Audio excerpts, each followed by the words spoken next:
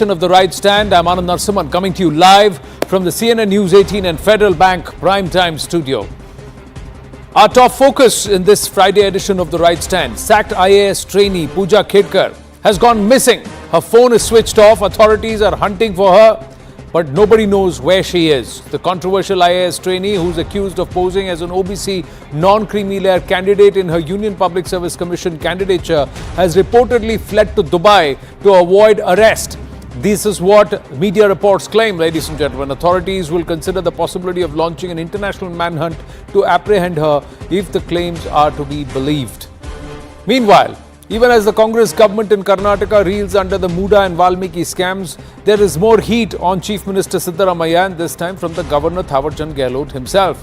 The Governor has served a show-cause notice to Siddaramaiah, asking him to explain why prosecution sanction must not be accorded in connection with the alleged Mysuru Urban Development Authority site allotment scam. The CM has said that the central government is misusing Raj Bhavan to destabilize elected government, but the complainant is the one who's written to the governor seeking prosecution sanction against the chief minister. Now, Delhi High Court has transferred the probe in the coaching center tragedy deaths to the CBI. The court criticized the authorities, including the Delhi police. The MCD coming heavily upon them and saying, mercifully, you didn't find those gallons of Nala water that actually flooded the basement, because you did go ahead and challan the driver on the street, but not the MCD officials. Very, very strong comments coming in from the Delhi High Court, even as it is said that the CVC will appoint somebody to supervise the CBI investigation so that it's time-bound. Meanwhile, will Agniveers perform in battle? An exclusive conversation with Kargil war veteran and also the former Chief of Dakshin Staff, Major General Indra Balan, as he shares his perspective with us here on CNN News 18. Let's get started, and with the first story, ladies and gentlemen. A Delhi court on Thursday refused to grant anticipatory bail to former IAS trainee Puja Khedkar. The court said custodial interrogation of the accused is required to unearth the whole conspiracy. The court further added that Puja has deceived the UPSC and has snatched the rights of eligible aspirants with disability.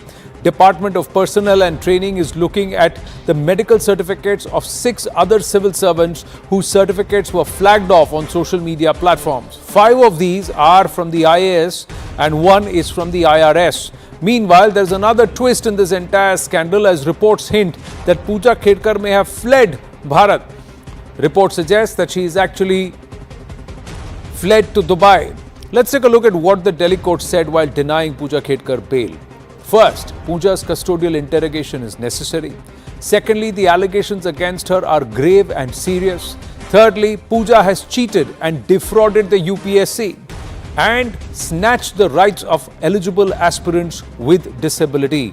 Puja Khedkar tried to use deceitful means. The cops must probe all those who abuse quota. Puja Khedkar secured a visually impaired certificate from the Ahmednagar District Hospital back in 2019. In 2021, she secured a combined certificate for visual impairment and mental illness from the same hospital. In 2022, she secured a certificate mentioning locomotor disability in her left knee from the Yashwantrao Chavan Memorial Hospital in Pimpri. Reports say that while applying for the certificate, she showed a fake ration card claiming to be a resident of Pimpri Chinchwad. On the 8th of July, Khedkar was transferred from Pune to Washim for allegedly abusing her power. She demanded perks and favors despite her probationary period. In addition to this, she seized the office of an additional collector. This was followed by demands on social media users digging out her fake certificates that the UPSC dismisses her.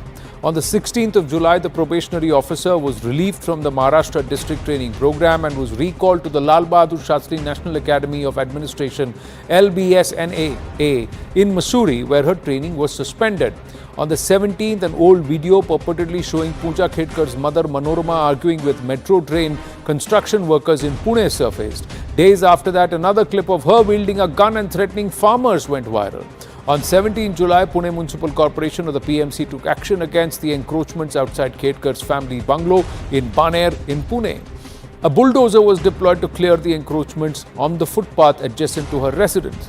The Khedkar family had reportedly beautified their property by extending into the footpath area with trees and plants, prompting a notice from the PMC. Despite the notice, no response was received from the family, leading to the bulldozer operation. On the 18th, Manorama Khedkar was arrested by Pune Rural Office for allegedly possessing an illegal firearm and brandishing a gun at farmers during a land dispute.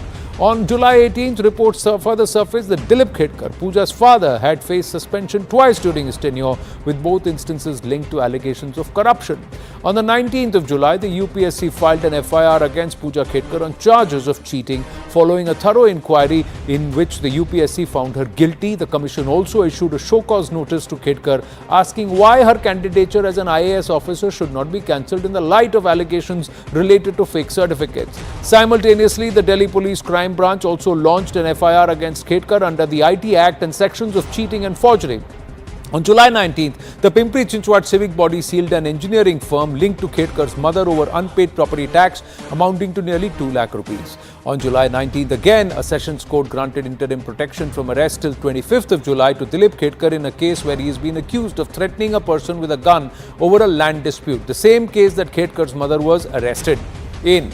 On the 19th, again, Pune Rural Police confiscated a high-end car, a licensed pistol and 3 bullets from Manorama Khedkar's Pune residence. On the 22nd, a court in Pune district remanded Manorama Khedkar to judicial custody for 14 days. Puja Khedkar, who was ordered by Mussoorie-based Lal Bahadur Shastri National Academy of Administration to join the institute latest by 23rd of July, did not report on the said date.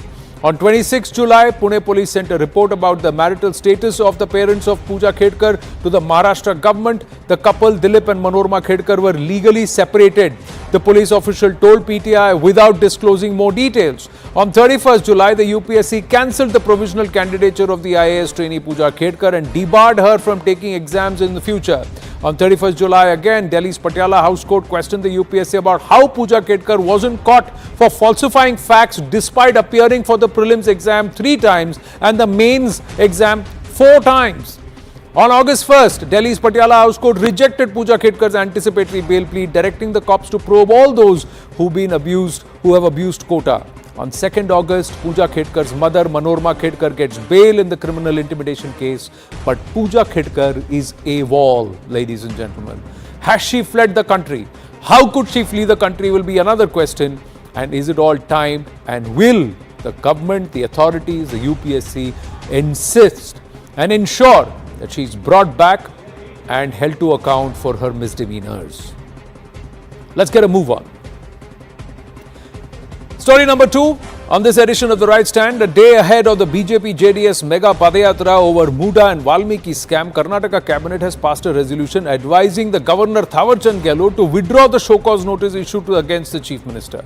The Karnataka Congress has said that the showcase notice is politically malified and we never expected this from the Governor.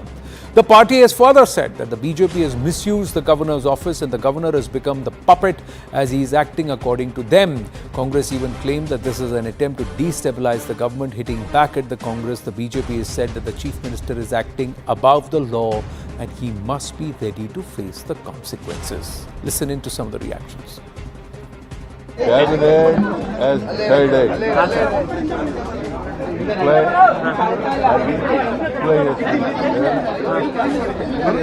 and to withdraw the notice and to reject the complaint made by Mr. Abraham. He has to face the music because he has done something wrong and it is in black and white.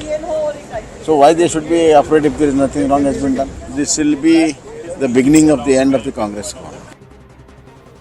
Now, Mr. Bommai had also said that in the past, B.S. Yediyurappa also faced a complaint by the same complainant. At that time, the then governor had given prosecution sanction, and also issued a show-cause notice. So why not this time around? Now, why did the governor send a show-cause notice to prosecute Chief Minister Siddaramaiah? The activist requested the governor to prosecute the Chief Minister. Irregularities in the Muda site allotment had been noted. The governor has said allegations are of serious nature and that's why the Chief Minister must respond. Karnataka governor said prima facie the allegations seem plausible. Complaint has been filed in Mysuru. The governor has directed the Chief Minister to submit a response on the allegations, and the Karnataka governor asked the Chief Minister to submit the response within 7 days. Madhu and Rao, spokesperson of the Karnataka BJP with us. Sanket Yanagi, advocate, leans towards the Congress party with us. My namaste and Jai Hind to you gentlemen. Madhu and Rao, where is the problem? The cabinet is saying that the chief minister is not guilty. It is his wife's land. She was supposed to be compensated. That land was encroached upon. There is injustice done. What is the whole hullabaloo all about? This is deliberate attempt by the BJP to politicize a non-existent matter. Good evening. Well, I think Mr. Siddaramaiah needs to answer this. Not any one of us, rather. But having said so, my only question to the government is only so much. Why is the CM so much rattled? Why is he so much defiant? What is he saying? He is saying that I will face them. I mean, you have got enough number of data. You have got empirical data, what I would say rather to say. And there has been a letter which has been, Chokas notice which has been communicated to the CM on 26/7/2024, wherein the governor specifically says this, there is a series of the allegations against you is of serious nature and is prima facie seems plausible. Now, this being the scenario, is it not the moral responsibility of the chief minister to step down? And why are we asking this? There has been misuse by Mr. Siddaramaiah, his power in order to usurp certain property which belong to MUDA. I mean, this is really atrocious. Had it been done by some other person, what Mr. Siddaramaiah would have told? He would have told, I am the custodian, I am the chief minister, the custodian of the state. I should take care. What is he doing now, by the way? Now, this is the question we are asking Mr. Siddaramaiah. Mr. Siddaramaiah, you in 2013 did not file an affidavit, rather to say you did not disclose in the affidavit with regard to this asset, and in 2018 all of a sudden it came in. How is it possible? He says, oh, I forgot, I did not know about it. And then what does he say? No. Someone has allotted, I am not aware of it. I mean, why is this drama required? By the way, these are the questions, pertinent questions, and 200 pages of a complaint which has been filed by the Karnataka, before the Karnataka Lokayukta of police station in Mysore, and thereafter the complainant, that is AJ Abraham, has gone and asked for prosecution. Who is the cabinet in this? I mean, I really do not know. Mr. Siddaramaiah himself being an advocate, doesn't he know that way back it was decided that when it comes to a question of chief minister, governor has a discretion to order sanction for prosecution? I mean, doesn't he know about all these things? He does know about it. The fact of the matter remains, he is defiant. He has not told any time that I am innocent. Let him claim that innocent. What has happened? You have to only reply to the Shokas notice. Why don't you kindly reply to the Shokas notice? Okay, Sanket Yanagi ji, respond. First of all, there is a distinction between two complaints as against two chief ministers. One, the former chief minister Yediyurappa, and the present chief minister, Mr. Siddaramaiah. In the case of Yediyurappa, there was an allegation of denotification which was signed by the chief minister, which was disputed, which was acted directly or hastily by the chief minister while misusing or abusing the power. That was the allegation. But here is a case where there is no direct involvement of the chief minister or chief minister's office. And when the land was allotted or land was acquired or the alternative site was allotted, then also he was not in power. The notified khatedar, or the one whose name has been referred to as a landowner in the documents, is the wife of Mr. Siddaramaiah, not Mr. Siddaramaiah. But the question as to whether he can be brought in within the purview of the making undue influence, which could be further brought within the purview of, again, the Prevention of Corruption Act, is a matter to be inquired into. But now, having said that, there are two different yardsticks which need to be assessed and accepted. Number one, the proceedings of investigation have already begun under the provisions of the Commission of Inquiry Act. Since the proceedings have already been initiated, which has got a wider jurisdiction than any investigating agency under the Commission of Inquiry Act, that too by the retired High Court judge, then one has to wait for the report. If the report is not acceptable to the BJP, they can still take this matter to the court of law of the government, or they have many other avenues to deal with that. But now, having the proceedings allowed to be continued under the provisions of the Commission of Inquiries Act, it will not be appropriate or legal even to insist for a parallel investigation perpendicular to the one which is going on. That may not be appropriate. So, in my opinion, insisting for a parallel investigation is wrong. And insofar as Mr. Abraham's complaint to the governor is concerned, governor, in my opinion, has not acted hastily. Let me support the BJP in this way, because they are taking different stands in different ways. But the matter before the governor is, there are certain allegations made with certain documents supporting to that. Governor has not prima facie concluded anything there. He has just forwarded the letter to the chief minister, asking him to reply to the notice. It is called as a notice for show cause as to why the proceeding should not be initiated or the sanction should not be granted. That does not mean per se that the governor's office or the governor has concluded of the commission of an offence. If the BJP is so propagating, it is a false narrative, it may not be appropriate. But it is too early for us to say that governor has already taken cognizance of the matter, concluded, and it would be arrested. No, nothing as such. It is too early for anyone to say that governor is concluding or concluded already.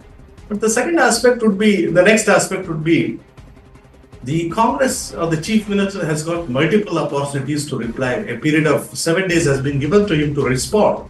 He has got documentary evidence according to him and his legal advisor and the Advocate General. And they will have every opportunity to place it on record before the governor. Governor has to subjectively assess the documents and the evidence placed along with the statements made by the chief minister in an examination for the purpose of granting or not granting the sanction. Directly, he cannot jump the gun. There is a procedure laid down by the Supreme Court, which the governor is bound to act. It is not something early that BJP has misused the power in some other states as regards the chief ministers of other parties are concerned. But here, let me say, governor has not concluded anything, he has not jumped the gun. He still have to do. It has to go through several procedures now. Only after subjective assessment, the governor may grant or may not grant. And that too upon recording the reasons in writing. And if it is in favor of chief minister, the complainant may approach the court challenging the request or rejected by the governor. Or if it is so granted, they can still have the opportunity, the CM will have the opportunity to challenge it before the court, but not subjectively assessing it or whatever the case may be, as I pointed out. So my point would be, all are making politics here, whether it's BJP or Congress. They do not want to see the outcome of the investigation. No, it's not about the outcome. Who's investigating? You cannot have the bosses, subordinates investigating the boss. I'm sorry. Let us not call the commission. May I come in? Or the retired High Court judge as someone subordinate to the government. No.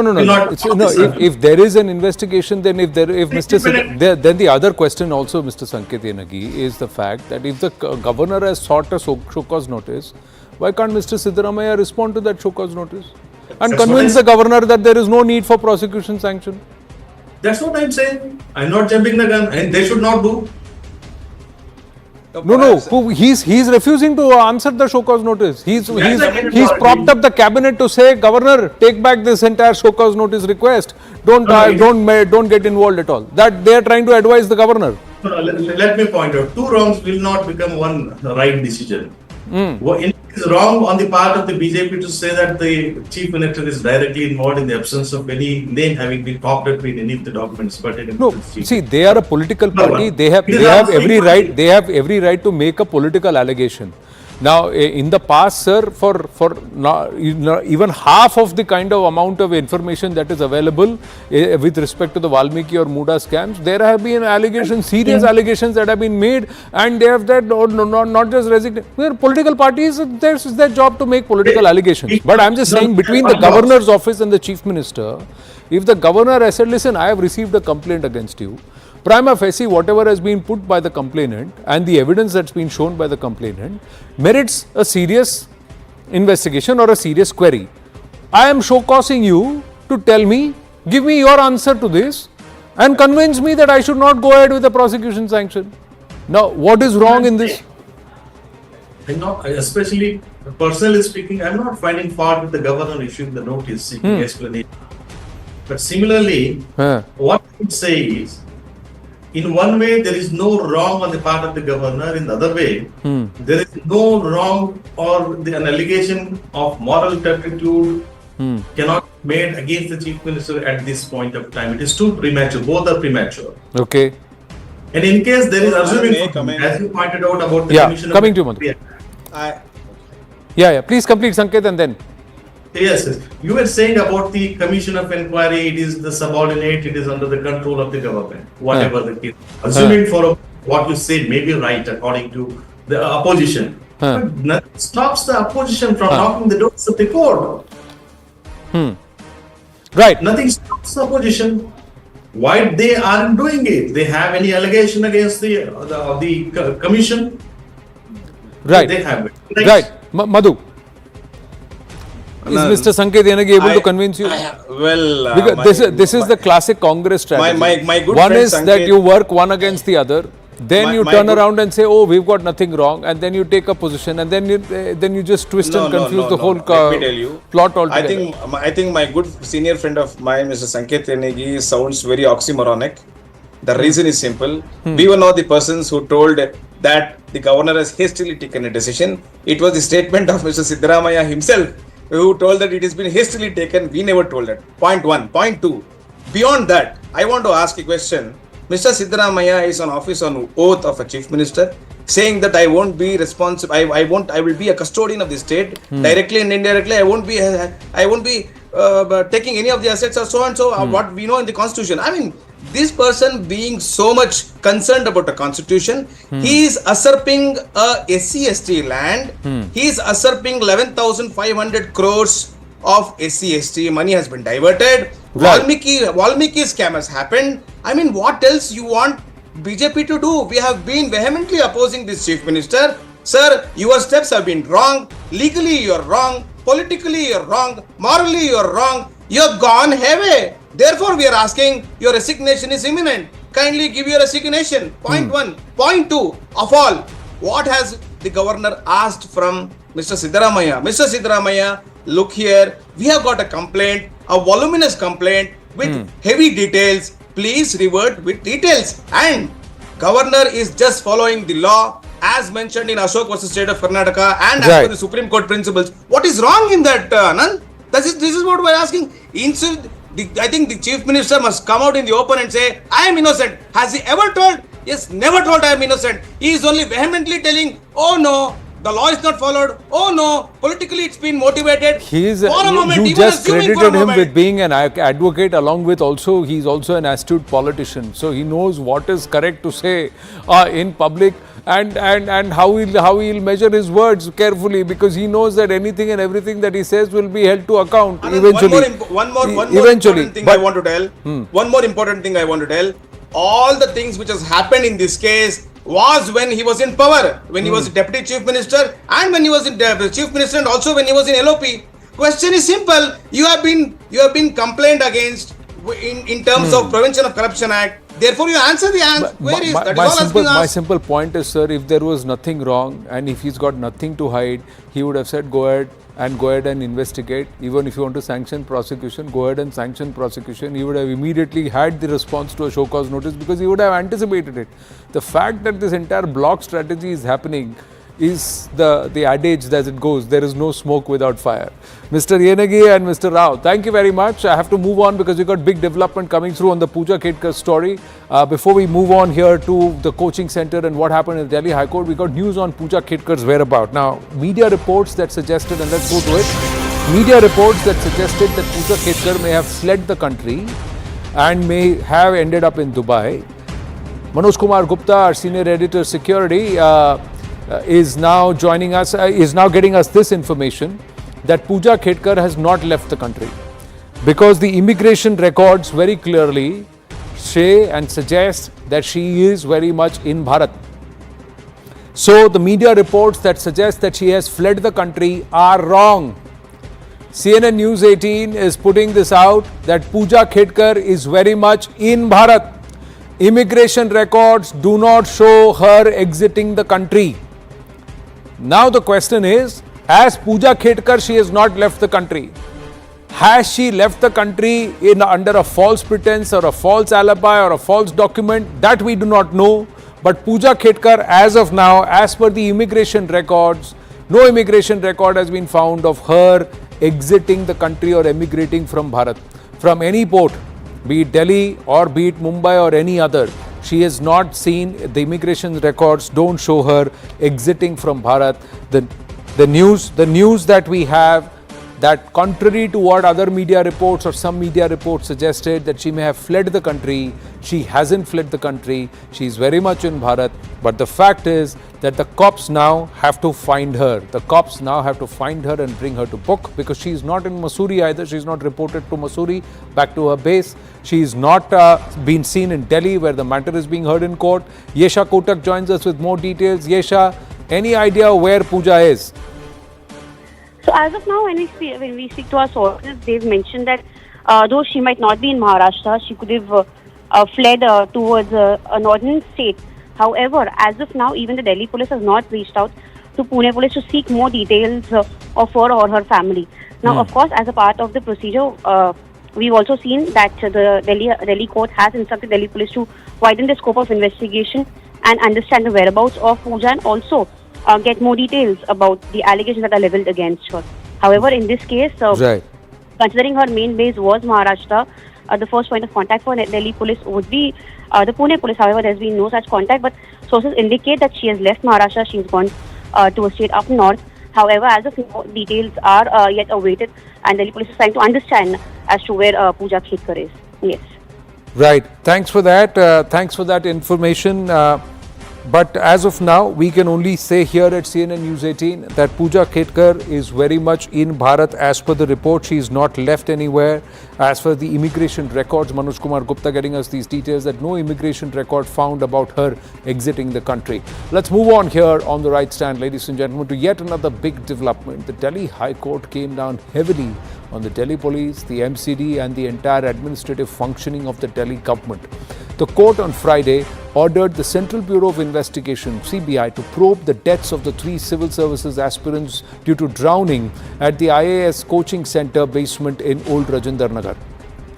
The High Court made some very, very scathing remarks in their order and also observations. They said, first, the CBI must probe the matter. Secondly, they said that the CVC must nominate a senior officer to monitor the probe and to ensure that the probe is completed in a time-bound manner. The probe must be completed in a time-bound manner. The Delhi's infrastructure is poor and inadequate. They also came down heavily on this entire freebie and subsidy culture. They came down heavily on the bhaichara between the Delhi police officials and the MCD officials, saying this has accounted to loss of lives. The High Court said policy decisions in Delhi need discussion. The High Court also said, which MCD officials have you actually interrogated? Have you even seized the files? You haven't even seized the files. That should have been one of the first things you do. Have you even, has the investigation officer even mentioned that the storm drain was not functioning? All of these observations and questions asked by the court today. Mercifully, you haven't challaned the drain water. That's the level to which the cops and the authorities were mocked. At times, brotherly love is fatal. Administrative and financial collapse being witnessed in Delhi. Time to relook at how the MCD and the government functions, said the High Court. Even the river Yamuna is encroached in Delhi. Criminal negligence by authorities, said the High Court. Be ready for such tragedies every monsoon. If you fail to act, even a minion has not been called by the cops or minion of the MCD. They note that there have been suspensions, but not a single summoning by the Delhi police. The Delhi police meanwhile said that we've got written statements already and we are going to confront them soon. That's what the court has said. But is it convincing enough? We have to wait and watch. The court saying that there has to be some hard action taken and course correction that needs to be done at all levels. The frustration of the court visible in what they have said. But one also wonders, have they actually overstepped when they have opined on matters beyond the judicial purview? Let's get a quick move on, ladies and gentlemen. In a tragic incident, more than 14 deaths have been reported in a month at Asha Kiran shelter home at Delhi's Rohini. 6 females A 14-year-old boy, 7 male are among those who died at this shelter. A magisterial inquiry into the Asha Kiran shelter has now been ordered, where multiple deaths have occurred at a government mental health, and this has been ordered, and they have been asked to probe the matter and submit a report within 48 hours. The order has also called for action against negligent officers and recommended measures to prevent such incidents in future. The Aam Aadmi Party conducted a press briefing earlier on Friday and assured action against those responsible. The Delhi LG has also taken note of the incident and has sought a report from the government on the matter, and proper compensation should be given to the kin of the victims. Now, what is it that's come to the fore? 14 deaths have been reported in the month of July. 6 women, 7 men, a minor among the dead. Shelter home that was run by the Delhi government. An inquiry commission has now been set in place to probe the matter. The SDM has said that contaminated water is likely the reason. Let's listen in to some reactions that have come in. ये खबर सामने आई है कि जुलाई के महीने में Asha Kiran home for intellectually challenged persons में 14 deaths हुई हैं. इसमें से 13 एडल्ट्स हैं और 1 माइनर है. इन 14 डेथ्स की पोस्टमार्टम रिपोर्ट्स अभी अवेटेड हैं, लेकिन इनमें से जो 14 डेथ्स हुई हैं उसमें से जो कई इंटेलेक्चुअली चैलेंज्ड पर्सन्स हैं उनको मल्टीपल कोमॉर्बिडिटीज़ भी थी. लेकिन ऐसी 14 डेथ्स एक महीने के अंदर होना बहुत ही गंभीर, बहुत ही सीरियस मैटर है. और इन डेथ्स में इंक्वायर करने के लिए जैसे ही ये खबर आई तुरंत एक मैजिस्टीरियल इंक्वायरी इंस्टीट्यूट कर दी गई है. Sir, in Rohini, there are reports of more than 14 mentally challenged, physically challenged people have died in last 2-3 months, and that shelter home comes under Delhi government. How BJP see all these things? Well, that Asha Kiran is a shelter for specially disabled children, especially able children, and it can accommodate only 350 children. I've been told more than 1,000 children were there. One. Secondly, water which was served them to was contaminated, and also that I have reports which confirms that they were undernourished or malnourished. So someone is making money, and that facility which can accommodate only 350 children, how could more than 1,000 children were there? And also that no one even thought of holding inquiry into it. And now this instance clearly shocks Delhi. That can we really rely on this government, which spoke about that we are Aam Aadmi, we take care of common man. It is happening under their nose. I mean, what they're talking about, they can't tolerate. I mean, and probe not about the children's, not only about the children's death, but who has swindled the money on the name of that center, and who are partners in that money which is being swindled. That's more important. As per me, nothing can happen without the consent of the minister. The minister should be sacked. Immediately, minister should be sacked. We hope for that LG will take cognizance and ensure that the complete scam is exposed. Who are the people who are involved? Also, how children died. That report needs to come. Now, here are some of the preliminary findings from the visit that was undertaken earlier, and people tried to knock on the doors and it was not opened, and the visit says that one, there is overcrowding. Asha Kiran is severely overcrowded with 493 females residing in a facility designed to accommodate only 255. There are serious health concerns. Majority of the deaths were linked to symptoms such as fever and diarrhea. It was observed that the institute has severe issues like contaminated food and water, malnutrition, stale food, etc. Clearly, living conditions are deplorable there. Unlivable conditions, one can say. Hygiene and sanitation. The shelter suffers from a lack of proper hygiene and sanitation. Inmates, regardless of whether they have communicable diseases, are forced to live together, exasperating health risks. Now, also, facilities. There is significant insufficient number of washrooms contributing to the unsanitary conditions. Fifth point, staffing. The shelter is staffed with unskilled supporting personnel, which is inadequate to meet the complex needs of the residents. Sixth point, administrative lapses. There appears to have been a delay in reporting the situation to higher authorities, resulting in administrative lapses. And despite intimation from the medical department, no cognizance was taken by the concerned department in a timely manner. Serious concerns with the Asha Kiran shelter. Ladies and gentlemen, we're going to take a very short break. When we come back, it's an exclusive conversation that we have with Kargil war veteran, the former ADG NCC and also the former Chief of Staff Dakshin, Major General Indra Balan. And he speaks up on Agniveer. Stay with us.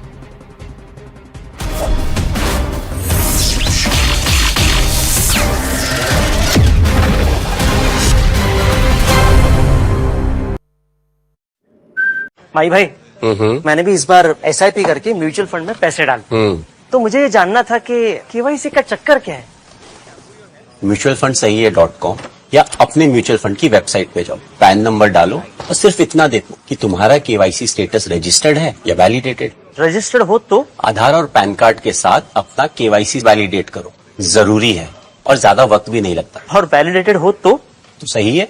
सही है माई भाई, अब तक invest किया ना हो तो KYC कर लो और मैदान में उतरो। सही है। म्यूचुअल फंड निवेश बाजार जोखिमों के अधीन है। योजना से जुड़े सभी दस्तावेजों को ध्यान से पढ़ें। News from the Paris Olympics now. Now, Paris Olympics 2024 has faced a gender row controversy now. Algerian boxer Imane Khalif's swift 46-second victory at Paris Olympics has ignited a heated debate over gender eligibility. And this follows her disqualification from the 2023 World Championship for not meeting the International Boxing Association's gender criteria. Now, in a press statement, the IOC and Paris Olympics organizers affirm that everyone has the right to practice sport without discrimination. The Algerian Olympic Committee has defended Khalif and condemning the foreign media's criticism. They have called it malicious and unethical. They've also asserted their unwavering support for her and dismissed the allegations as baseless propaganda. Now remember, after the match, Angela Carini stated that I have never been hit so hard in my life. It is up to the IOC to judge now. Carini's remarks have garnered widespread support and raised questions about the integrity of the games. Now remember, this entire boxing bout is garnering a lot of criticism and also a lot of conversation about gender eligibility criteria when it comes to the boxing game and otherwise as part of the sport in general. We've had people like even Donald Trump weigh into the controversy, respond to what is happening.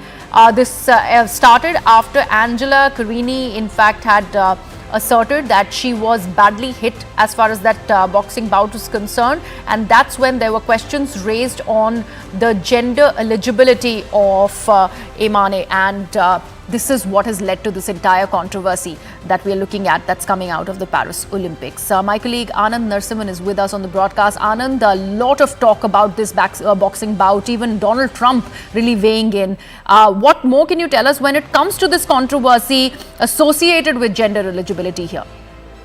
See, in this case, what is happening is that there is the International Boxing Association has made these, so the IOC has shifted the blame to the IBA, which currently stands banned.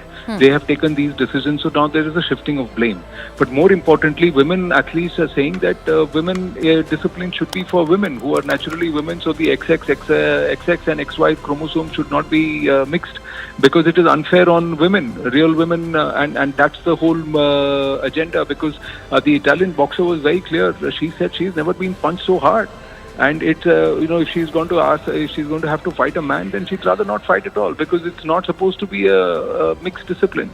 So what happens is, in Bharat and in a lot of the other multidisciplinary events locally in many nations, you have male, female, and also the third gender, or and that's why there is a separate classification.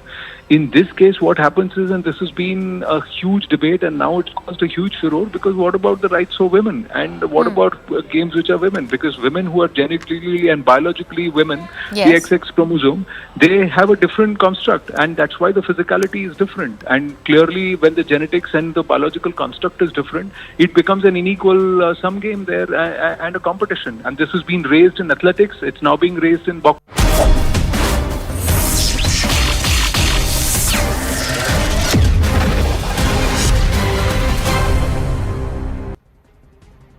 Namaste and Jai Hind. Welcome to yet another very, very engaging conversation, ladies and gentlemen, with someone who's not just a Kargil war veteran. He's the former ADG for NCC. He's someone who's very actively and advocated the involvement of youth, youngsters in national service.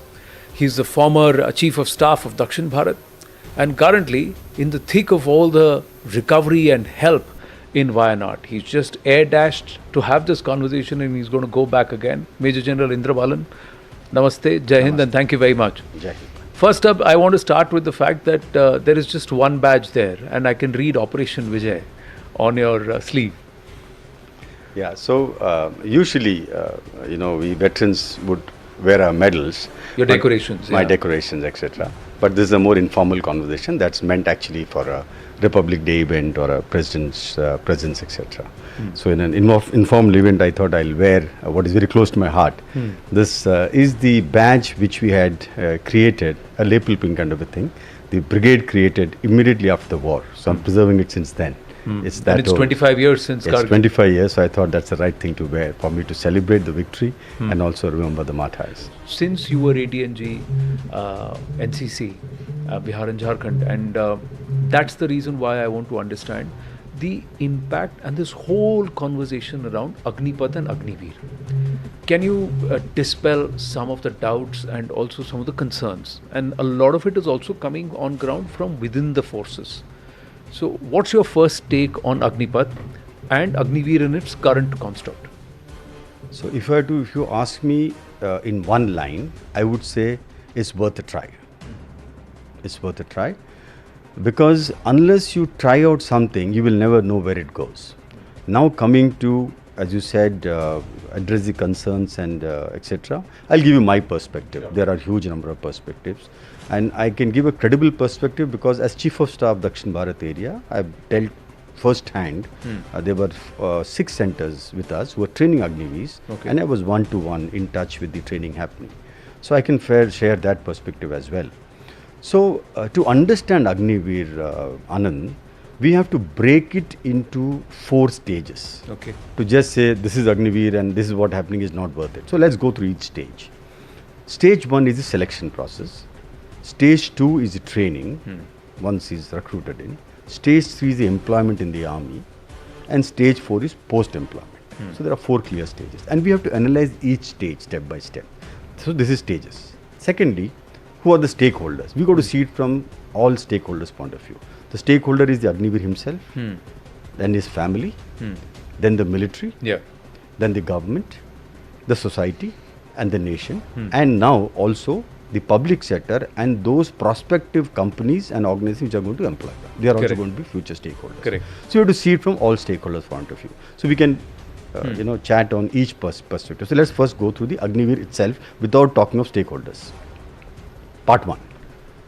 The previous way of selecting people used to be physical test first, written later. So you would have seen whenever a recruitment rally was announced, there used to be mad rush there. Police trying to control the crowd and tens and thousands of youth coming, out of which only 500 are supposed to be selected. The entire process was just making guys run to start with. And you run a 400-meter track, usually 6 people run on a track. Here you have 200 people running on the same track, running over each other, and it's more of a boxing match trying to beat the other guy and come within the time than actually a physical fitness race. And once you do that, and supposing you come within that given time, then you put 2-3 other tests. If you pass all this, then you are put through written, then the medical. Okay. So here what is happening? You are giving priority to brute force. If you have the brute force, then we'll see whether you have some brains or not. Correct. In a modern world, an army which has to fight the modern war, is that the right way to select? I don't need to answer this question. What does Agnipath do? It reverses the whole system. You're first putting people through a written examination. That also all India. So you come into an all India merit. That means you have now amongst the people who are the top lot. And people who are smarter have a chance to get inside, not because they are not physically so well off, they are not brutal, but because they are smarter and they have done their, academics well. So the top people are now selected. Not that the top exact all are taken. We have something called as a recruitable male population and also the various concept of class composition. Accordingly, merit lists are made on the top. Then they are now asked to come to do the running race. So now the recruitment centers are much better of handling them because the numbers who land up, they are manageable. Now they are able to proper test. So when people are running, they are actually running a 400-meter race. So you know the timing, how good this guy is. All of the tests are done properly. So they still have to qualify with that timing. Yes, and at the same timing.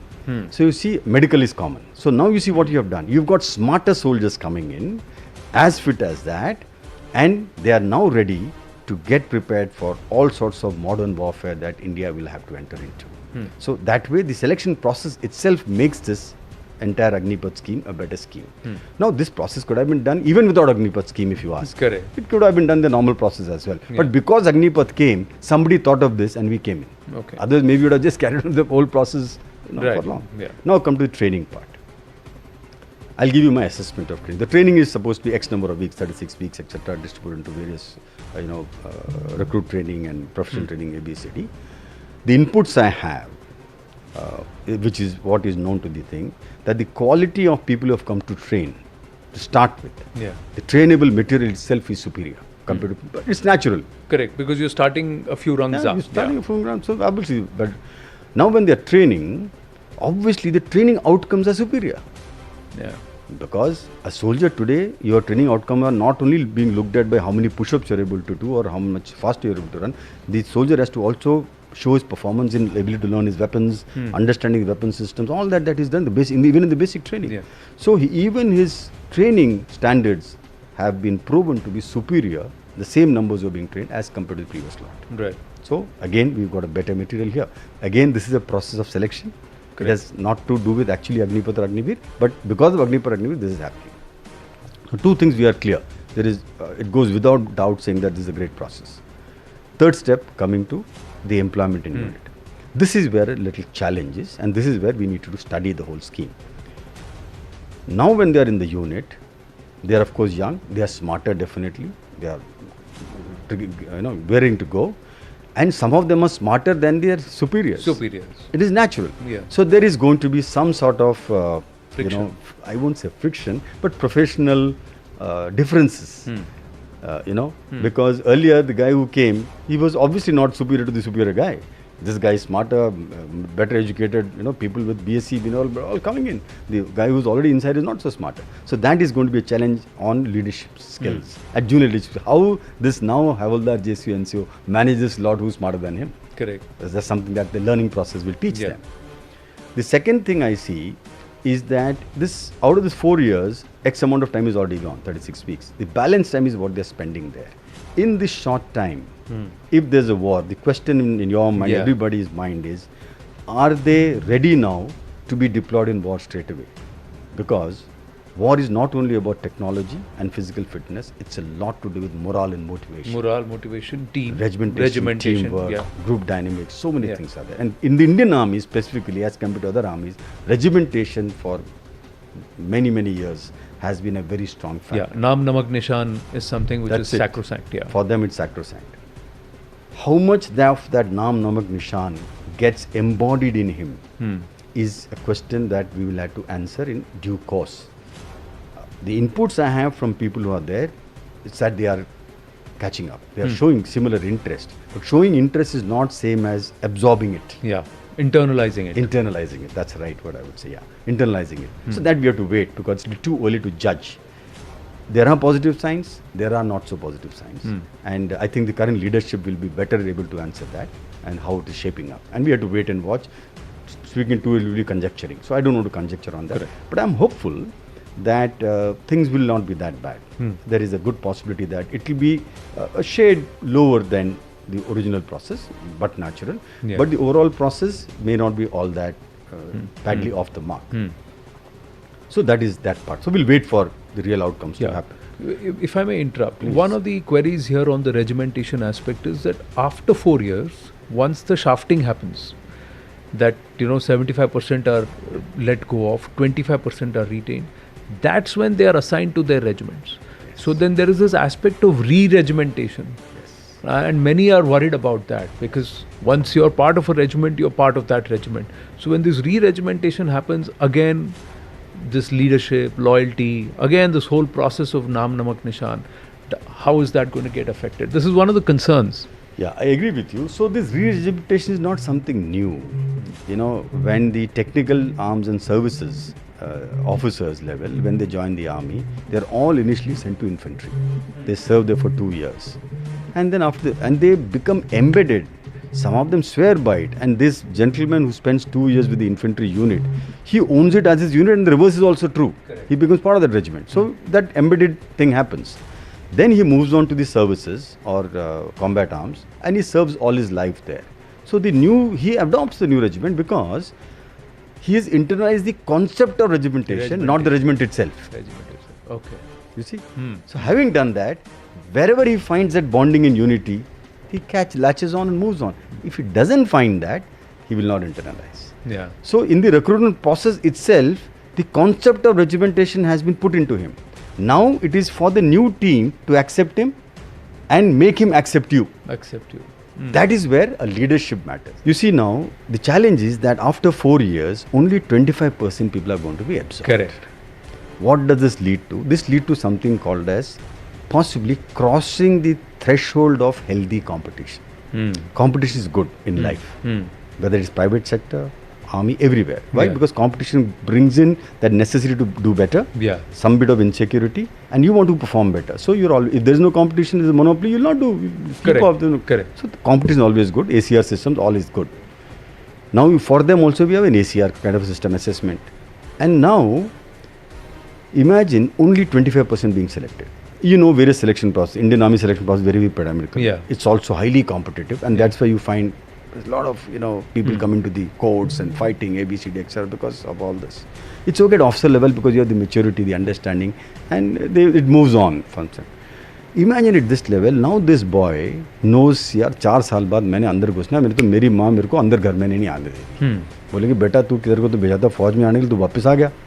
अब and he knows he goes back, his people also going to say तू तो भेज रहा, you've been left out. Also now, the JSU and the NCO who are not so far writing their CRs, now they are also going to be influencing whether he will, after what happens to them. Now they are junior leaders. They have not got that kind of maturity as we officers. We are trained to write ACRs, to look at it in a more, but there are, even at officer level, there is human angle. We may try to be as objective as possible, but human angle does come in, whether you like it or not. Now that's at officer level. Imagine at that level, if that human angle comes in and there is exploitation of this unhealthy, competitive spirit in this youngster, it can lead to serious problems within the organization. So how does that get addressed? I have no idea. This is my concern. I may be entirely wrong, and I hope I'm wrong. I really want to be sure that I'm wrong. But if this is not wrong, and if the leadership is, I'm sure they would be concerned with this. If they address it properly, it can be addressed, not that it cannot be addressed. How to address this? I think it's a learning process. Time will tell, but this, I think, needs to be addressed. Then what do these 75% then do when they come out? And where do they find employability? Because they are trained soldiers, they are armed, and they can swing either ways. They can become guns for hire also. And there are cases that have come where some of them have turned gangsters or have had to be arrested or neutralized because of that. So you will always have some bad eggs, but rotten eggs. But that's another case. What happens to these, and where do they go? And the other concern, General Saab, is that the army's job was there right at the top. It's the pinnacle. Now, will this now get lower preference because CRPF, police, para, otherwise seems to be far more stable than Agniveer. At the end of 4 years, we know that, as you rightly said, Yeah. he's on the cutting edge. He's not only on the cutting edge of capability, he's also on the cutting edge of skill. Yeah. Because what the army is going to put them through, each one of them is on skilling on certain aspect.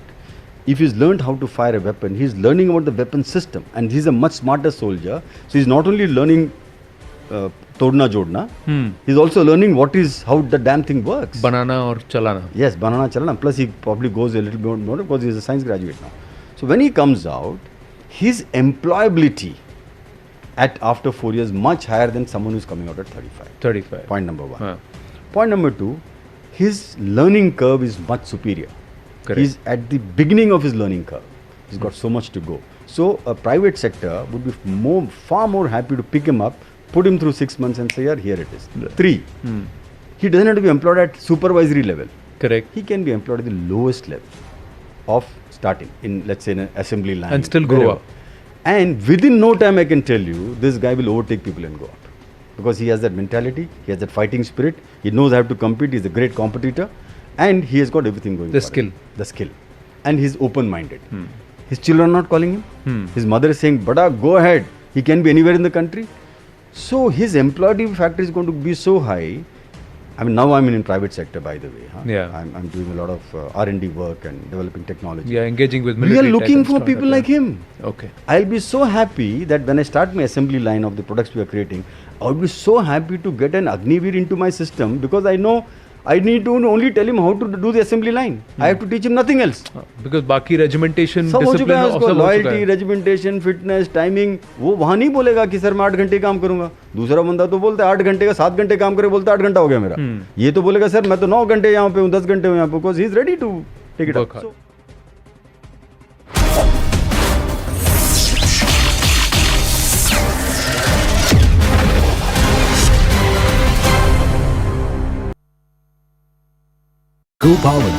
माई भाई मैंने भी इस बार SIP करके mutual fund में पैसे डाले. तो मुझे ये जानना था कि KYC का चक्कर क्या है. म्यूचुअल फंड सही है .com या अपने म्यूचुअल फंड की वेबसाइट पे जाओ, पैन नंबर डालो और सिर्फ इतना देखो कि तुम्हारा KYC स्टेटस रजिस्टर्ड है या वैलिडेटेड. रजिस्टर्ड हो तो आधार और पैन कार्ड के साथ अपना KYC वैलिडेट करो, जरूरी है और ज्यादा वक्त भी नहीं लगता. और वैलिडेटेड हो तो सही है. सही है. माई भाई अब तक इन्वेस्ट किया ना हो तो KYC कर लो और मैदान में उतरो. सही है. म्यूचुअल फंड निवेश बाजार जोखिमों के अधीन है. योजना से जुड़े सभी दस्तावेजों को ध्यान से पढ़ें. News from the Paris Olympics now. Now, Paris Olympics 2024 has faced a gender row controversy now. Algerian boxer Imane Khalif's swift 46-second victory at Paris Olympics has ignited a heated debate over gender eligibility. And this follows her disqualification from the 2023 World Championship for not meeting the International Boxing Association's gender criteria. Now, in a press statement, the IOC and Paris Olympics organizers affirm that everyone has the right to practice sport without discrimination. The Algerian Olympic Committee has defended Khalif and condemning the foreign media's criticism. They have called it malicious and unethical. They've also asserted their unwavering support for her and dismissed the allegations as baseless propaganda. Now remember, after the match, Angela Carini stated that I have never been hit so hard in my life. It is up to the IOC to judge now. Carini's remarks have garnered widespread support and raised questions about the integrity of the games. Now remember, this entire boxing bout is garnering a lot of criticism and also a lot of conversation about gender eligibility criteria when it comes to the boxing game and otherwise as part of the sport in general. We've had people like even Donald Trump weigh into the controversy, respond to what is happening. This started after Angela Carini in fact had asserted that she was badly hit as far as that boxing bout is concerned, and that's when there were questions raised on the gender eligibility of Imane, and this is what has led to this entire controversy that we are looking at that's coming out of the Paris Olympics. My colleague Anand Narsimhan is with us on the broadcast. Anand, a lot of talk about this boxing bout, even Donald Trump really weighing in. What more can you tell us when it comes to this controversy associated with gender eligibility here? See, in this case, what is happening is that there is the International Boxing Association has made these, so the IOC has shifted the blame to the IBA, which currently stands banned. They have taken these decisions, so now there is a shifting of blame. But more importantly, women athletes are saying that women discipline should be for women who are naturally women, so the XX and XY chromosome should not be mixed, because it is unfair on women, real women, and that's the whole agenda, because the Italian boxer was very clear. She said she's never been punched so hard. And it's, if she's going to have to fight a man, then she'd rather not fight at all, because it's not supposed to be a mixed discipline. So what happens is in Bharat and in a lot of the other multidisciplinary events locally in many nations, you have male, female, and also the third gender, or and that's why there is a separate classification. In this case, what happens is, and this has been a huge debate, and now it's caused a huge furore, because what about the rights of women? And what about games which are women? Because women who are genetically and biologically women, the XX chromosome, they have a different construct, and that's why the physicality is different. And clearly, when the genetics and the biological construct is different, it becomes an unequal sum game there and a competition. And this has been raised in athletics, it's now being raised in boxing, and boxing is a huge contact sport. And and this IBA bunglings has also caused someone like a two-time world champion like Nikhat Zareen to have to fight, unseeded. And that's because of this ongoing fracas between the IOC and the IBA. So there are a lot of bunglings which have happened at Paris 2024 across various disciplines, and especially in boxing, this has created a huge, and it's sparked off a big debate, because this whole aspect of ultra-liberalism, wokeism, and in that case, are the real genders being compromised? And why not create a separate discipline and a separate category which, for anybody can classify it as fluid, and whoever wants to, however they identify themselves, they can go ahead and participate in that third gender or the other gender category, and create at least there is a fair play and a fair. CNN News 18 and Federal Bank Primetime Studio.